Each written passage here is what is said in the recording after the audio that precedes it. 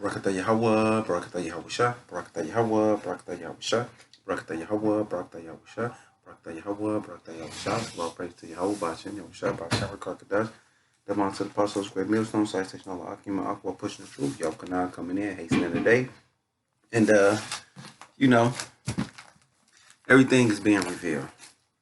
So let's cut to the chase. Go to one of my most ones I love.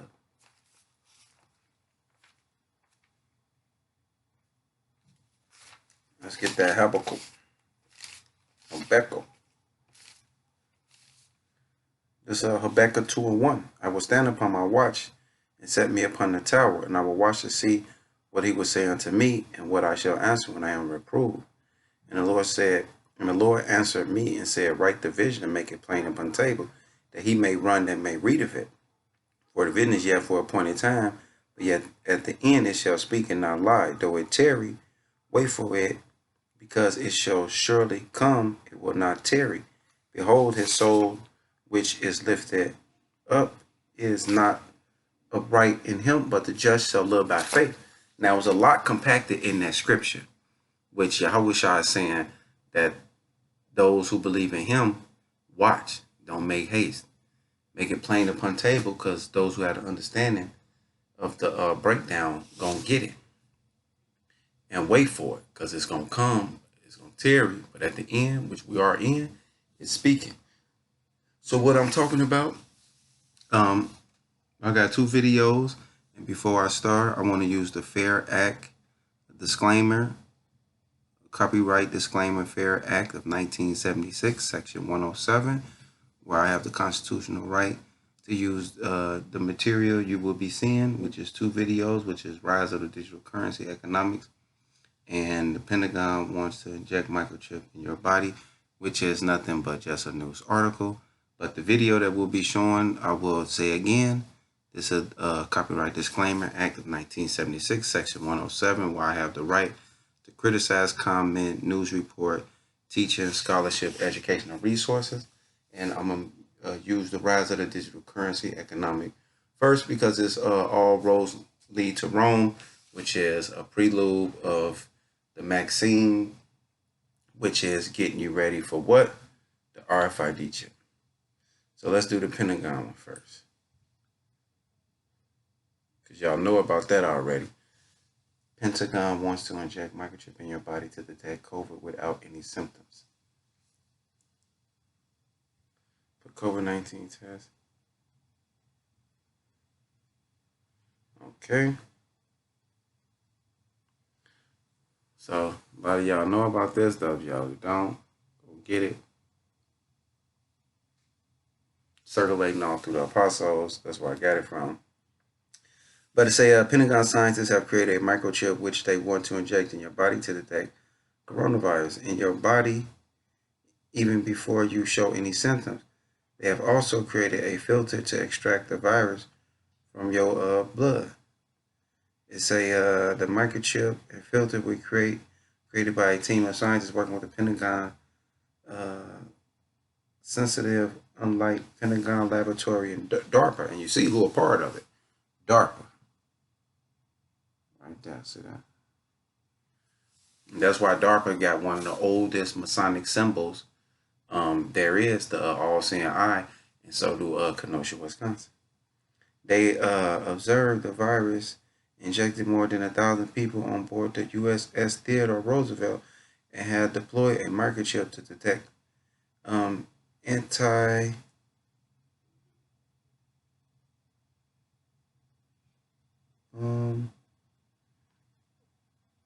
Roosevelt, and have deployed a microchip to detect automatic symptom corona infection in order to prevent an outbreak.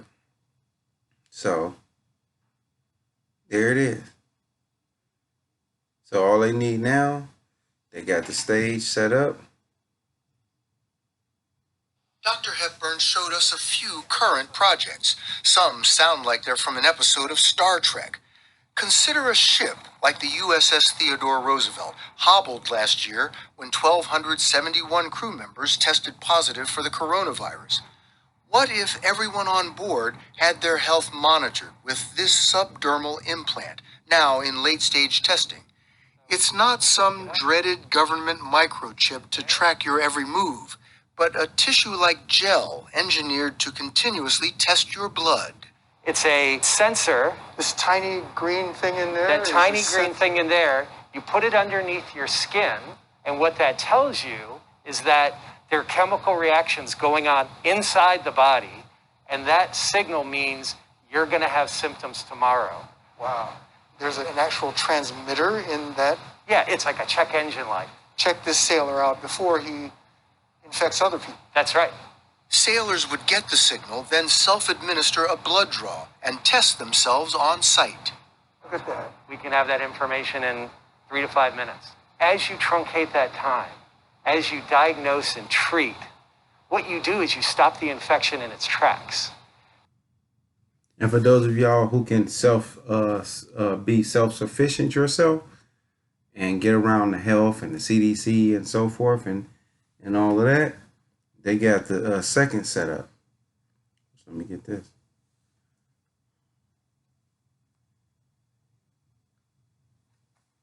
Rise of the digital currency economics airline industry.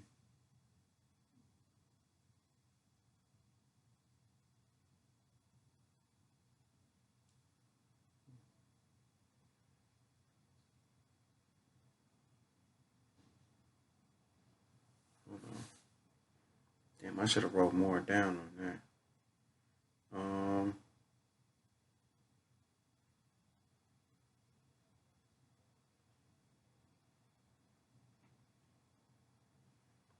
Damn, what show was it on? Hold on. Gotta get this. Then it'll make sense. How they bringing everything together.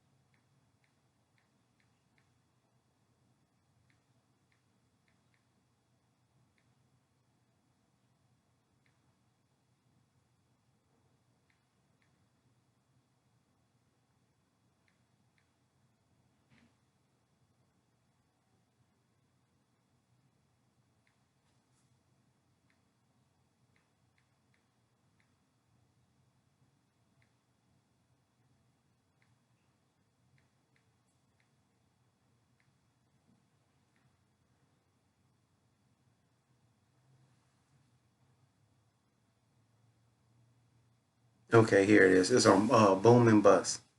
So once again, before I play this on Boom and Bust, I want to use the Fair Act copyright disclaimer, Act of 1976, Section 107, where I have the right to criticize, comment, news report, teach, scholarship, and educational and research Fair Use Act for this video, just like the people who own here, Boom and Bust, is using it for their video.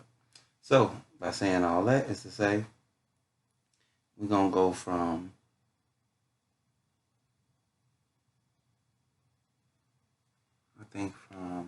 I know, from 0 to 4 minutes. 4 minutes in, they're going to give you the whole breakdown on how they broke down the digital reset. With the shortage of semiconductor chips needed to build everything from smartphones to cars. RT's Farron Franzak has the latest. It's the first trade action against China by the Biden administration over national security concerns, as it appears Biden may be even tougher on Beijing. So just 4 minutes in, it's going to break it down. And if you don't catch it, I'll make sure I fill you in. Not act like it don't want to work. With the shortage of semiconductor chips needed to build everything from smartphones to cars. RT's Farron Franzak. How do you China could gain control over the crypto and use it to threaten the U.S. technological platform combining distributed ledger technology and centralized control by the Bank of Russia. This announcement also is now looking to hire thousands of new pilots. Distributed ledger technology and centralized control by December. It also confirmed that the currency will 2023. So the country. So basically, so you can follow along. This is how the secret shadow government put the Bitcoin into effect around the world and undermining all hard cash. And Central Bank confirmed that the prototype of the digital ruble is expected to be created by December. It also confirmed that the currency will live in a hybrid technological platform combining distributed ledger technology and centralized control by the Bank of Russia. This announcement also comes as China rolls out its own digital currency, sparking new questions about how these central bank players will impact the world of crypto. But instead of focusing on that, some are claiming we should be focused on Bitcoin and its role as a Chinese financial weapon. That's according to billionaire and PayPal founder Peter Thiel, who talked about the world's most popular cryptocurrency during a recent roundtable with former Secretary of State Mike Pompeo. He suggested that Bitcoin could pose a threat to the US dollar's reserve currency status, playing upon fear that China could gain control over the crypto and use it to threaten the US. Joining me now to discuss it all is Boom Bust co-host and cryptocurrency analyst Ben Swan. All right, Ben, let's start with those comments from Thiel there. What does his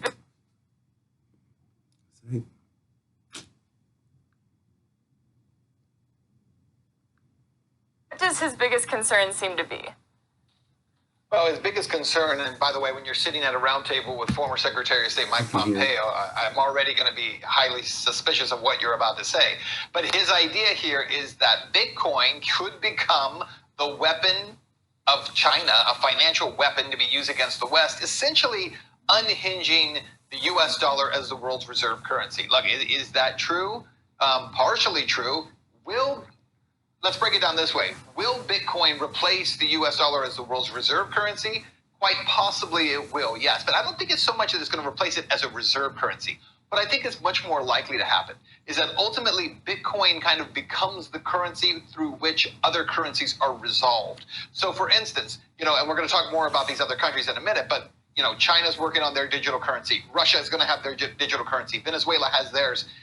When those currencies are being exchanged at some point in the future, how do you resolve the currencies? Well, under a reserve currency system, you would resolve them in US dollars. I think in the future, the very near future, that will change. They will not be resolved in US dollars. They will be resolved in Bitcoin. Bitcoin will become kind of the peg by which all these other digital currencies resolve each other as they're traded. So I think ultimately that's where Bitcoin's place comes in, which I think you could argue could actually be a very good thing. Instead of one nation being the world's reserve currency for everyone, why not have a single currency that doesn't belong to any nation state become the currency by which all others are settled? That makes much more sense.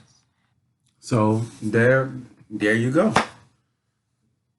That's how the elites is going to resolve everybody into taking this digital reset, because it's going to be the standard of money that all money is traded by.